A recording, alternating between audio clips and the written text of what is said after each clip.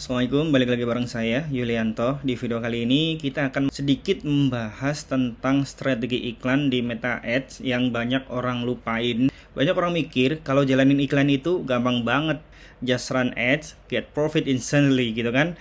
Tinggal jalanin iklan terus langsung untung, kan sesimpel itu ya. Tapi kenyataannya kan it's not that simple guys. Nggak yang sesimpel itu. Nah, yang dibayangin biasanya kan kayak gini ya, you run the ads and boom gitu, profit. Jalanin iklan terus langsung dapat untung gede gitu. Simple kan? Tapi reality hit different guys. Kenyataannya beda banget. Realitanya ya, biar iklan itu benar-benar menghasilkan, kita harus melewati banyak tahap.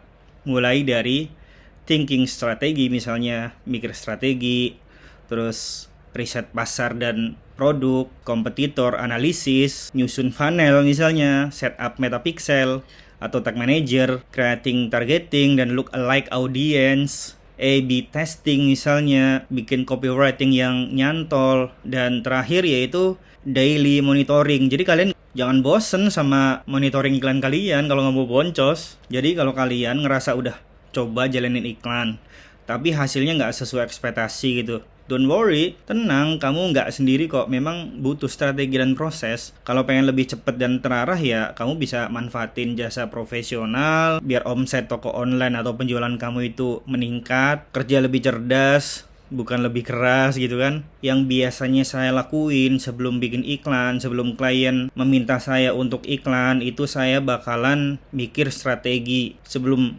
bikin iklan, kita nggak bisa asal jalan, harus mikir dulu.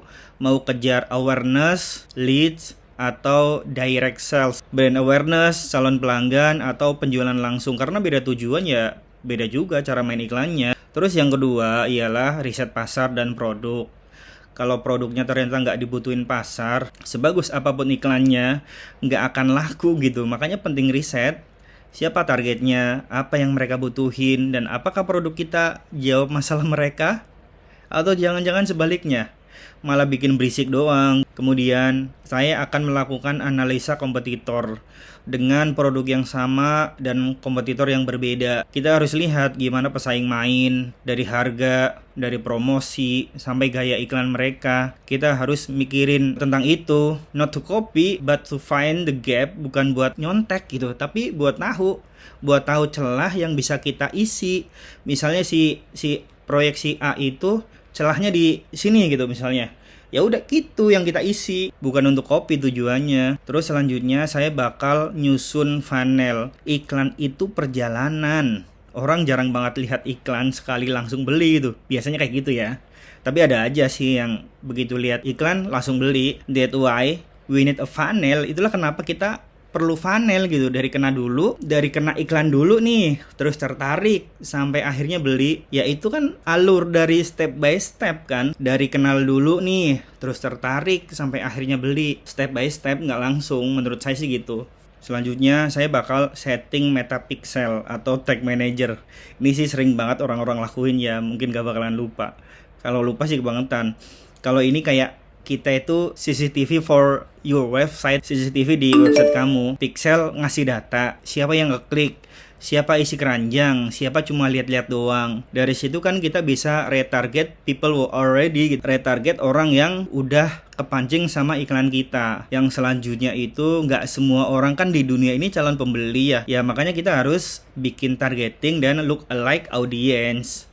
Targeting itu makes your ad precise gitu. Targeting itu bikin iklan lebih tepat sasaran gitu. Nah, kalau udah ada data, bisa bikin look alike. Jadi Facebook cari orang yang punya pola yang sama. Kemudian A/B testing. Ini kadang-kadang sering dilupain ya. Di satu campaign kita ada beberapa iklan gitu misalnya. Kayak di satu iklan kita ada beberapa gambar untuk diiklankan. Biasanya ini sering dilewatin sama orang. Menurut saya ya, iklan itu bukan tebak-tebakan. Mas tes di form fashion gitu, kita harus tes beberapa versi, foto beda, teks beda, CTA beda.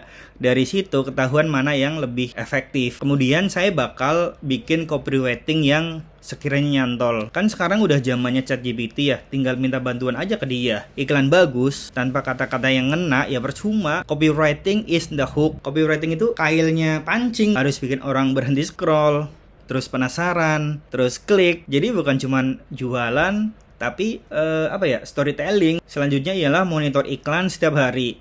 Yang pada bosen nih, yang pada bosen sama monitor iklan sendiri, itu sih menurut saya parah banget. Iklan itu bukan set once and forget gitu, bukan dipasang sekali terus ditinggal. Tiap hari dicek, harus dicek setiap hari apakah biayanya itu makin mahal, apakah hasil turun, atau ada peluang optimasi. Kalau enggak, duit iklan bisa kebuang sia-sia, boncos lah. Mungkin segitu aja ya video kali ini. Jika ada pertanyaan silahkan ditanyakan di kolom komentar. Mungkin kalau saya bisa jawab akan saya jawab. Sampai jumpa di video selanjutnya. Jangan lupa subscribe. Sampai ketemu di video saya selanjutnya.